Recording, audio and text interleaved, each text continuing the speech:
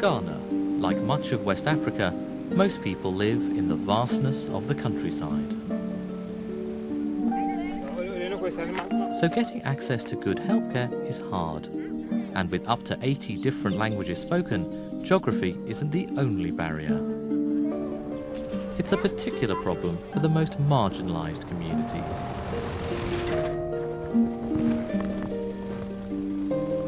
Cindy Yesboa is visiting a village of Fulani people.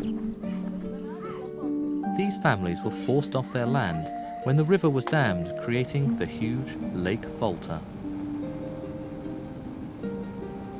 Cindy works for Medicine on the Move, a local charity determined to bring health education to Ghana's more neglected communities. There are so many small animals that our eyes cannot see, and they can harm us. We call them germs.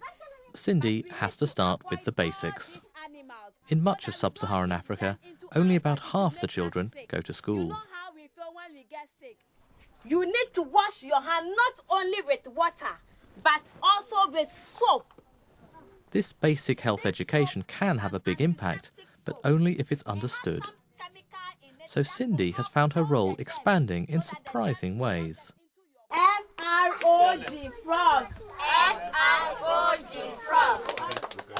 English is the national language in Ghana. It's used in the health service and taught in all schools. But these Fulani girls have never been to school. Okay, very good. And without English, they can't communicate with trained medics. If your child is sick, you go to the pharmacy to go and buy drugs. The pharmacist gives you the drug. How are you able to know that I'm supposed to take this in the morning or in the evening? Otherwise, then you cannot take care of yourself at all. Okay, January, February, March, 1, 2. January, February, March, April, May, June. Very good, clap for yourself. The women also need to know how to use a calendar to understand the right dates for antenatal checks during pregnancy. If the doctor writes 2 times 3, you are able to know that you are supposed to take this drug, 2 tablets, 3 times daily. We give them talks that will empower them.